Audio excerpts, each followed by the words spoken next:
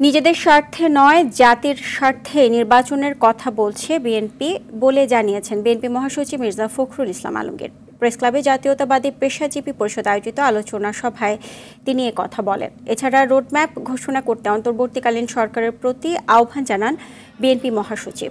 এদিকে জরুরি সংস্কার করে দ্রুত জাতীয় নির্বাচন দেবার দাবি জানালেন বিএনপির স্থায়ী কমিটির সদস্য আব্দুল মঈন খান। রাজধানীর ডিপ্লোমা ইঞ্জিনিয়ার্সে এক অনুষ্ঠানের উদ্বোধনী বক্তব্যে সংস্কার কখনো থেমে থাকে না উল্লেখ করে সংস্কারের অজুহাতে নির্বাচন থামিয়ে রাখার সুযোগ নেই বলে মন্তব্য করেন আব্দুল মঈন খান।